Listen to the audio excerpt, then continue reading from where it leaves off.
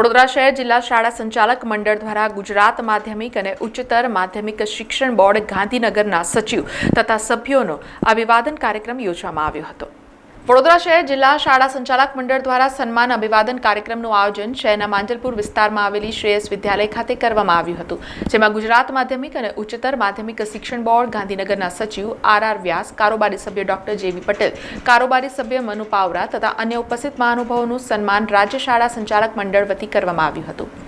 આ પ્રસંગે રાજ્ય શાળા સંચાલક મહામંડળના મનુ રાવળ, ડોક્ટર શંકરસિંહ રાણા, ભાસ્કર પટેલ, શાળાના ટ્રસ્ટી પંકજ જાની, નીતા જાની સહિતના હોદ્દેદારો ઉપસ્થિત રહ્યા હતા।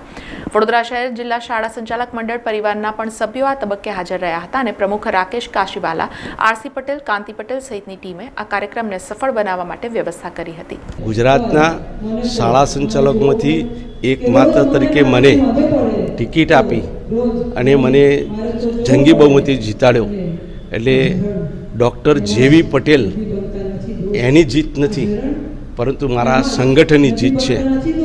એટલે મારું જવાબદારી વિશેષ થાય કે જે શાળાઓ છે, ગ્રાન્ટેડ શાળાઓ છે, સ્વનિર્ભર શાળાઓ છે, લઘુમતી શાળાઓ છે ગુજરાતની, એના પ્રાણ પ્રશ્નો વિદ્યાર્થીને કેન્દ્રમાં રાખીને અને સરકારની પોલિસીને આધારે શું આપણે એમાં મહત્ત્વનો ભાગ ભજવી શકીએ।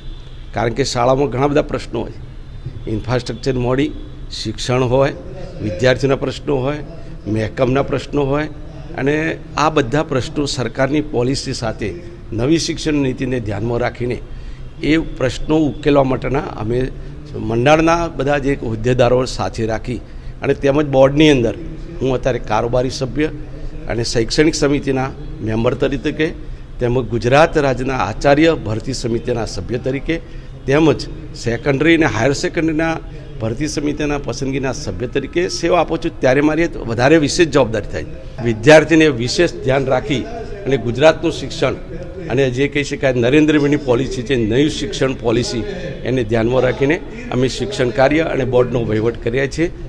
જે તે વખતે નક્કી થયા મુજબ અધિકારી જ્યારે કોઈ પ્રમોટેડ પોસ્ટ ઉપર આવે ત્યારે સ્વાભાવિક રીતે એ અમારું અભિન્ન અંગ બનતા હોય છે।